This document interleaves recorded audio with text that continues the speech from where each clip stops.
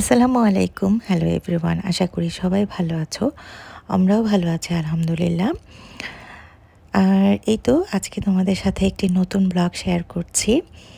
দেখতে পাচ্ছ এটা হলো কুয়েত টাওয়ার।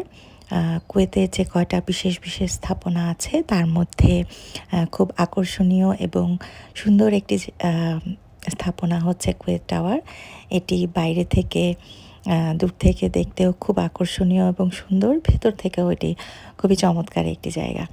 তো আমরা মাঝেই কুয়েত টাওয়ার ঘুরতে যাই, যেহেতু এটা সমুদ্রের পাশে। দেখতে খুব ভালো লাগে।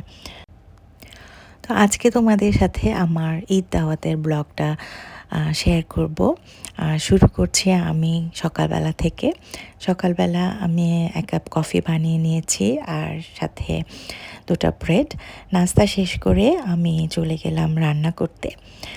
যেহেতু আমি সবাইকে রাতে আসতে বলেছি, যেহেতু ঈদের পর সবাই সবার সাথে গেট টুগেদার করে এবং যে কয়েকজন পরিচিত মানুষজন আছে খুব ছোট করে এবং অল্প আয়োজনে করার চেষ্টা করেছি।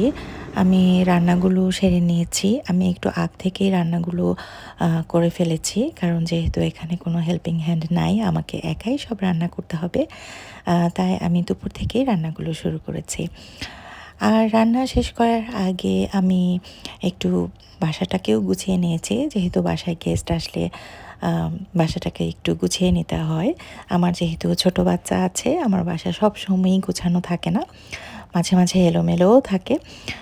আমি রাতের বেলা যখন বাচ্চারা ঘুমিয়ে যায় তখন বাসাটাকে ডিপ ক্লিন করে সুন্দর মতো করে গুছিয়ে নেই, এবং বাসাটা গুছানো থাকলে একটু দেখতেও ভালো লাগে এবং একটু ফ্রেশ ফিল হয়। যাই হোক, যাদের বাচ্চা আছে তাদের সবসময় বাসা গোছানো থাকবে না, এটাই স্বাভাবিক। এবং যখন বাচ্চারা বড় হবে তখন অটোমেটিক্যালি সব কিছু গোছানো থাকবে। আর এই তো গেস্টরা চলে আসার পরে আমি হালকা পাতলা স্ন্যাক্স দিয়ে দিই।